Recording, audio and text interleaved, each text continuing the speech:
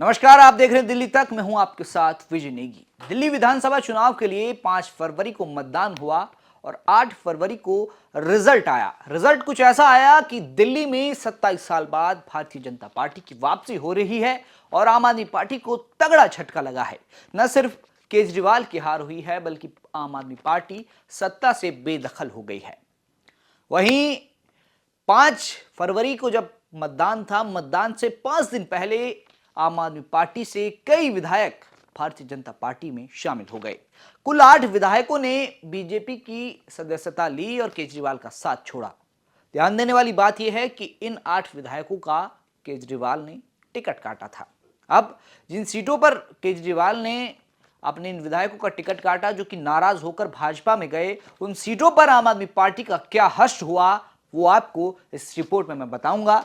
तो शुरुआत करेंगे महरौली सीट से, जहां से 2020 में आम आदमी पार्टी के विधायक थे नरेश यादव। नरेश यादव को पहले टिकट दिया गया, फिर कुछ दिन बाद उनसे टिकट ये कहकर वापस ले लिया गया कि उन्होंने जो कुरान की बेअदबी पर एक बयान दिया था, उससे मुस्लिम समाज आम आदमी पार्टी से खफा था, इसलिए उनसे टिकट वापस लिया गया और उनकी बजाय टिकट दिया गया महेंद्र चौधरी को। आप देखेंगे और महरौली में आम आदमी पार्टी प्रत्याशी को कितने वोट मिले और किस पायदान पर रहा, आप यहां देखिए। बीजेपी में जरूर नरेश यादव गए, उन्होंने प्रचार किया गजेंद्र सिंह यादव के लिए और देखिए कड़ी फाइट थी इस सीट पर, महरौली सीट पर, और यहां बीजेपी का प्रत्याशी जीत गया। यानी ये पहली वो सीट थी जिस पर आम आदमी पार्टी से विधायक की नाराजगी का खामियाजा केजरीवाल को भुगतना पड़ा। और सिर्फ एक सीट नहीं है, अगली जो 7 सीटें हैं उन पर भी बात करेंगे। अगली सीट की ओर बढ़ते हैं, जनकपुरी।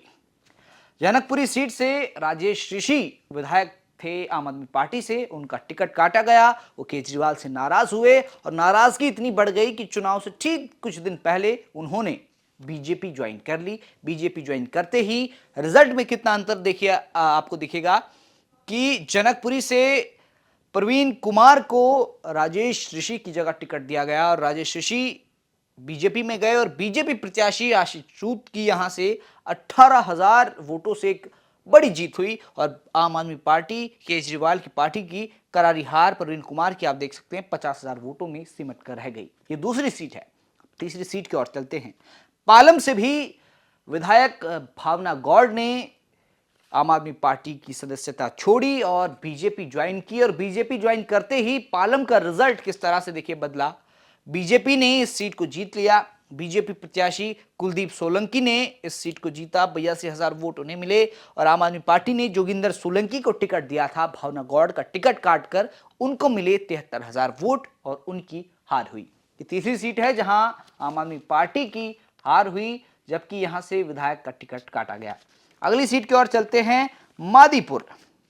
मादीपुर सीट से गिरीश सोनी विधायक थे 2020 में, लेकिन इस बार उस सीट पर अपनी मंत्री राखी बिडलान को केजरीवाल ने भेजा था वहां से चुनाव लड़ने के लिए। सेफ सीट उन्हें दी गई थी। गिरीश सोनी ने इसका विरोध भी किया था जब टिकट बटा था, लेकिन उनका विरोध उस वक्त बगावत में तब्दील नहीं हुआ था। लेकिन वो गुस्सा था, दिली दिल में गुस्सा था और वो गुस्सा बढ़ता गया और चुनाव से ठीक 5 दिन पहले उन्होंने पार्टी छोड़ दी और वो बीजेपी में शामिल हो गए। पार्टी छोड़ने के बाद देखिए किस तरह से पूरी समीकरण यहां बदला है। 11,000 वोटों से आम आदमी पार्टी की हार हो गई। जिस सीट पर यह माना जा रहा था कि राखी बिडलान बड़ी सेफ हैं, विधायक का टिकट काटकर उन्हें थमा दिया गया। बीजेपी प्रत्याशी कैलाश गंगवाल ने 52,000 वोट पाकर इस सीट पर जीत हासिल कर ली और ये सीट पर आम आदमी पार्टी की हार हो गई। यानी कि टिकट काटने का जो केजरीवाल का जो मकसद था वो कामयाब नहीं हो पाया। अगली सीट त्रिलोकपुरी की सीट, जहां से रोहित कुमार महरौलिया 2020 में विधायक थे। कई काम उनके द्वारा कराए गए और उसके बावजूद जब उनका टिकट काटा गया तो उन्होंने विरोध किया और वो विरोध जब अपनी हद पार कर गया तो उन्होंने पार्टी से त्यागपत्र दिया और वो भाजपा में शामिल हो गए। महरौलिया का टिकट काटकर केजरीवाल ने अंजना पारचा को प्रत्याशी बनाया था त्रिलोकपुरी से और बीजेपी ने रविकांत को टिकट दिया था और बीजेपी की सीट पर जीत हुई। जीत का मार्जिन भले ही 300 वोटों का हो, लेकिन ये मार्जिन बहुत ज़्यादा नहीं है, लेकिन जीत हार का बड़ा अंतर है। अब जीत गए, 5 साल के विधायक बन गए, अंजना पार्चा हार गई और केजरीवाल का जो टिकट काटने का मकसद था फिर वो यहां भी अधूरा रह गया। अगली सीट की ओर बढ़ते हैं। अगली सीट है आदर्श नगर। आदर्श नगर सीट से पवन शर्मा विधायक थे, उनका टिकट काट दिया गया। उनकी जगह मुकेश कुमार गोयल को प्रत्याशी बनाया गया और केजरीवाल को लगा कि जो एंटी इनकम्बेंसी है पवन शर्मा के खिलाफ, उसको भुनाने में वो कामयाब रहेंगे, लेकिन ऐसा नहीं हुआ। राजकुमार भाटिया, भारतीय जनता पार्टी की जीत हुई। गिरीश सोनी, माफ कीजिए, पवन शर्मा आदर्श नगर से जो विधायक थे वो भाजपा में गए और परिणाम फिर देखिए किस तरह से हुआ कि राजकुमार भाटिया बीजेपी जीत गई, आम आदमी पार्टी की हार हो गई। अगली सीट की ओर बढ़ेंगे, बिजुआसन सीट। अब इस सीट का थोड़ा सा मैं आपको एक और पहलू बता दूं कि इस सीट से केजरीवाल ने अपने विधायक का टिकट काटा। बीएस जून यहां से विधायक थे 2020 में। इस बार टिकट काटकर सुरेंद्र भारद्वाज को टिकट दिया गया। अब एक छोटा सा जो मैं गणित आपको बता रहा हूं कि सुरेंद्र भारद्वाज को टिकट दिया गया, बीएस जून का टिकट काटा गया। बीजेपी ने कैलाश गहलोत को टिकट दिया। कैलाश गहलोत भी आम आदमी पार्टी से विधायक थे 2020 में, अभी पार्टी छोड़कर बीजेपी में आए। बीजेपी ने उन्हें टिकट दिया, वो जीत गए। सुरेंद्र भारद्वाज, जिन्हें बीएस जून का टिकट काटकर चुनाव लड़ाया गया, वो हार गए। और देवेंद्र कुमार सहरावत, कांग्रेस वाले प्रत्याशी भी आम आदमी पार्टी से आए हैं, ये भी विधायक रह चुके हैं इसी सीट से।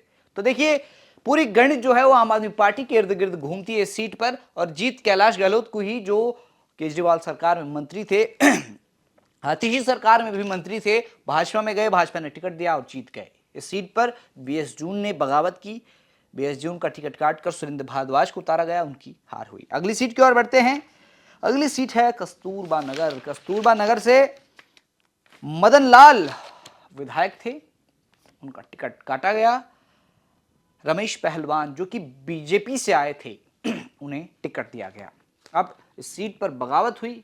बगावत इतनी बढ़ गई कि मदन लाल ने पार्टी छोड़ दी, भाजपा ज्वाइन कर ली। भाजपा ज्वाइन करते ही परिणाम कुछ इस प्रकार हुआ कि आम आदमी पार्टी सीधे दूसरे नहीं तीसरे पायदान पर आ गई, और जो उनके ऊपर है कांग्रेस और बीजेपी। बीजेपी प्रत्याशी भी कांग्रेस से है और अभिषेक दत्त तो कांग्रेस के प्रत्याशी ही हैं। तो यानी इस सीट पर भी आम आदमी पार्टी को नुकसान हुआ। चुनाव से ठीक 5 दिन पहले इन 8 प्रत्याशियों ने, माफ कीजिए 8 विधायकों ने आम आदमी पार्टी छोड़कर बीजेपी का दामन थामा और इन 8 सीटों पर केजरीवाल की करारी हार हुई। और कस्तूरबा नगर सीट पर तो हाल ये हुआ कि आम आदमी पार्टी तीसरे पायदान पर आकर खड़ी हो गई। इकलौती ऐसी सीट है जहां आम आदमी पार्टी तीसरे नंबर पर रही। तो कुल वो 8 विधायक, वो 8 सीटें बीजेपी के खाते में चली गई। अब 27 साल बाद दिल्ली में भारतीय जनता पार्टी सरकार बनाने जा रही है। जल्द ही विधायक दल की मीटिंग होगी, उसके बाद विधायक दल का नेता चुना जाएगा और इस बार आम आदमी पार्टी विधानसभा में विपक्ष में बैठेंगी, लेकिन वहां मनीष सिसोदिया नहीं होंगे, वहां केजरीवाल नहीं होंगे, वहां सौरभ भारद्वाज नहीं होंगे। और जब ये 3 नेता नहीं होंगे तो फिर किस तरह से सदन चलेगा, किस तरह से बहसबाजी वहां होगी, वो भी देखना होगा। फिलहाल मुझे इजाजत दीजिए और दिल्ली की तमाम खबरों को देखने के लिए आप देखते रहिए दिल्ली तक।